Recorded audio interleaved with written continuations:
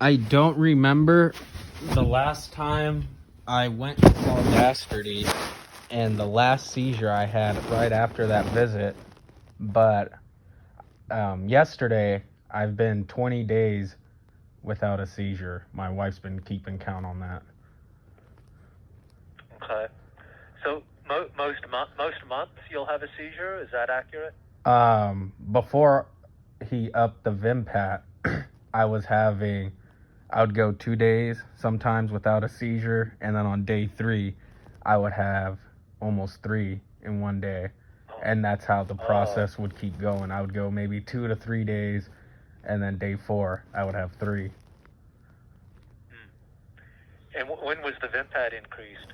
I believe the end of February. I think the 26th was the appointment I had with him. Okay. And so he upped it from 200 to 250. I see. And your seizures, they started how long ago? My first one that was a serious one that I ever know of was August 26, 2018. That was when I was truck driving, and I had a serious accident then. And at the time, I had no clue. Okay. So, you've now it's in a short period of time. You've tried lots of seizures, lots of seizure medicines, and up to now they're not fully controlling your seizures. So you fall in a category we call medically intractable. And once a person's tried and failed just 2 or 3 medicines, then we know it approaches impossible that any new medicine or combination of medicines will control the seizures, and you fall in that category now. So we want to try to identify, is there an opportunity to get a good control, maybe stop your seizures when the medicine's not working. So we reviewed the investigation you'd had with EEG and MRI and PET scan. The MRI does not definitely show the seizure focus. The PET scan you had done shows there is some changes in metabolism of the brain that could be indicative of a seizure focus, particularly pointing to the temporal lobe, more right side. The EEG also is pointing to the temporal lobe, but a little more left side as the probable seizure focus. So there's some uncertainty about exactly where your seizures are coming from. Probably temporal, but could be right, could be left. And it's a situation that we commonly encounter. The best way we have to try to sort it out, to confirm where the seizures are coming from, is to place some electrodes inside the skull to record the EEG. And this is called intracranial electrode monitoring. The technique we use has a long name called stereo electroencephalography. But what this means is through just little twist drill openings in the skull, we have a computer and robot that precisely guides placing these electrodes to specific areas, targeting specific areas in and on the brain that have possibility of being your seizure focus. For most people, we're able to confirm where the seizures are coming from doing this.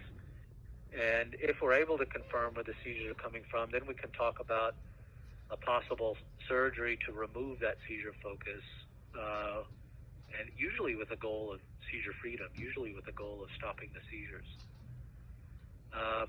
This intracranial electrode monitoring or stereo electroencephalography, the surgery itself takes about 3 hours. You're asleep. After surgery, you'd stay in the hospital. Typically, the average is about 1 week. Some people less, some people a little more, but the average is about 1 week. And as soon as we get sufficient information, then the electrodes are removed and you can go home that day. Then over the following about 2 or 3 weeks, we'll be reviewing all this data and call you at home, let you know what we found and what we recommend as next steps, depending on what this showed. So that's where we're at in a nutshell. Any questions about any of that? Yeah, as far as whether it's on the right or left, I forgot the name of the testing I did, that I was ambidextrous. What's that affect as far as the rest of my body, as far as movement, thinking, stuff like that? And you do you use your right hand or left hand to write? My left. Left, okay. Which foot do you use to kick a ball? My right. Yeah, and you can use your right hand pretty well? Yeah. Is there left-handedness in your family? Your parents or brothers or sisters? My grandmother, my grandmother on my mom's side, she was epileptic and left-handed as well. And on my father's side, my aunt is also epileptic. Okay. Well, when a person is left-handed or ambidextrous, then it is not so certain which side of the brain is dominant for language. For right-handed people, it's always the left hemisphere is language dominant. But in ambidextrous or left-handed people, it can be, speech can be represented on both sides of the brain, or sometimes people can be even right side dominant. In order to completely sort that out, which is important for surgery, we would recommend that a test be done. It's called an intracarotid amylobarbital test.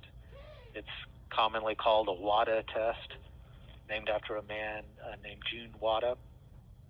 But that test, it's done in the radiology, and there's a little catheter put in the groin, and half the brain is put to sleep, and some testing is done by Dr. Dastergy, and he can confirm two things: which side is language dominant, and then also we do a memory test. So, and that's to determine if you had surgery on one temporal lobe for seizures, just to make sure the other temporal lobe can support your memory adequately, that there's no memory concerns. So that's the two aspects of the WADA test. And then, can my wife ask you a question? Yes. Okay. Hi, I had a quick question. So my main concern at this point is, so right now he's gone 20 days. This is the longest he's gone since last September. Is there a chance at all that this set of medication may actually be working? Or are we still going with that medication will not work for him?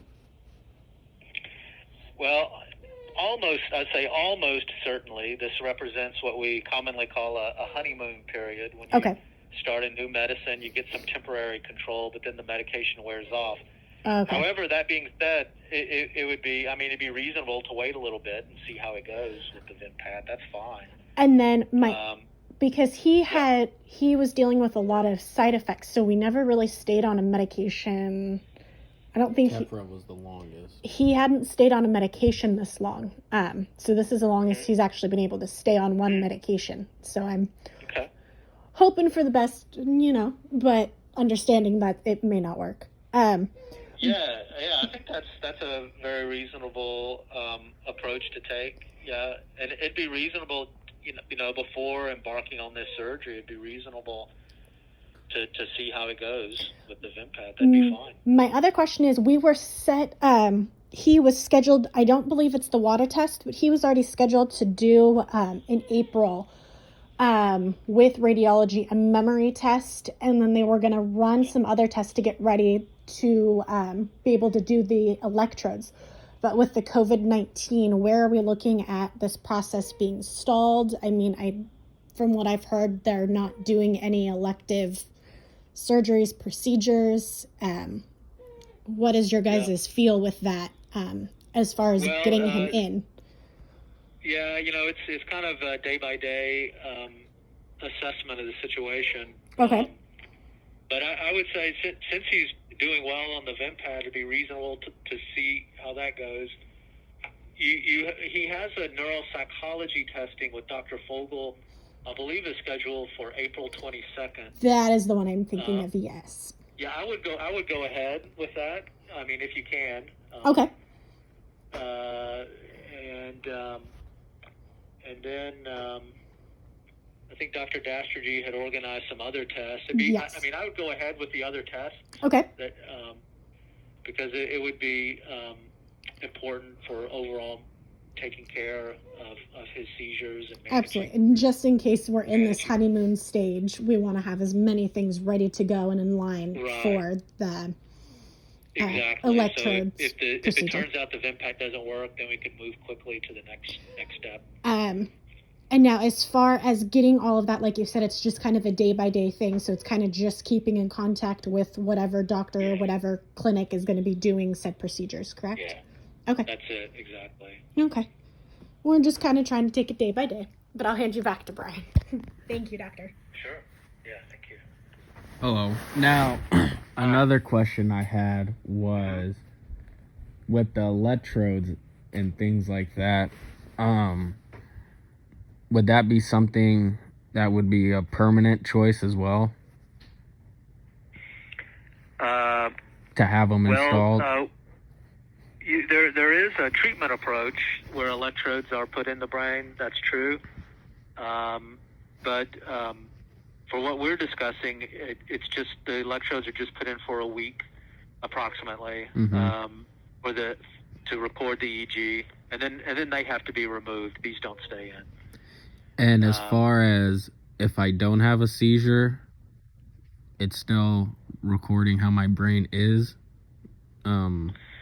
throughout the day? Yeah, that would be a very, we've seen it happen, but that would be very unusual. That person does not have a seizure. That'd be very unusual. Okay. Because I had the, the swimmer's cap on, and Dastardy said I had quite a bit of seizures. And I was only in there for, I think, 3 days, 4 days. Yeah, it's typical. We find people are typically having more seizures than they even know. And we see this most commonly with the intracranial electrodes because they're much more sensitive to recording seizure activity. So it's very common. We see people having much more seizures than they even realized. And as far as side effects of this surgery, that's what's keeping me from not wanting to do it. I'm just scared. Yeah.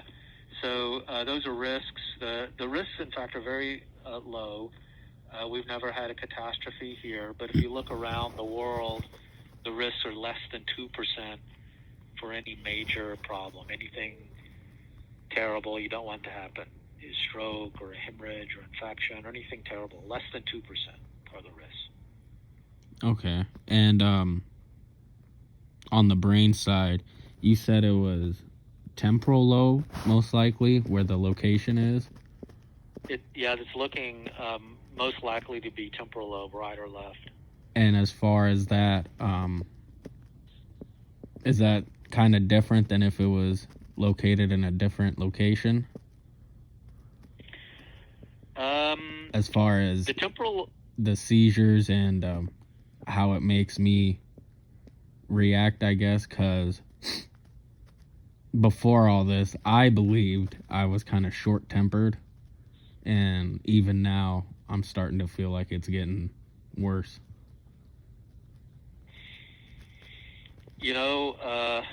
That could be the seizures. It could also be side effects of the medications. It can be hard to tease out.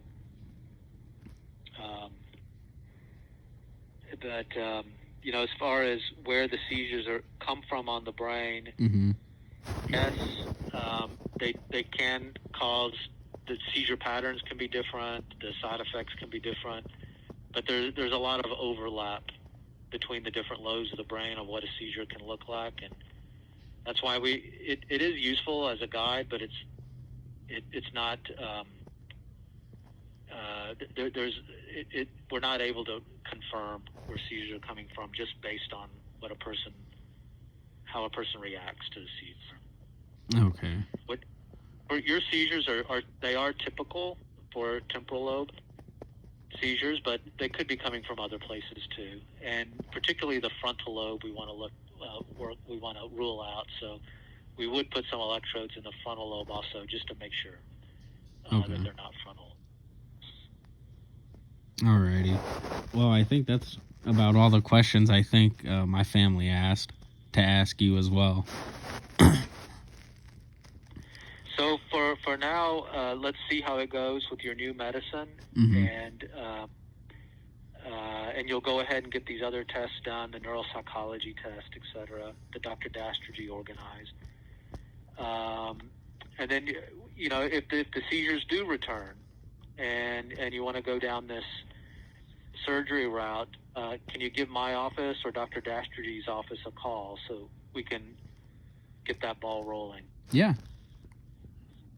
Okay. Of course. Sounds good. Alrighty. Well, I appreciate you being able to do this over the phone as well. Yeah, no worries. Stay safe, okay? You take care. You too. Bye.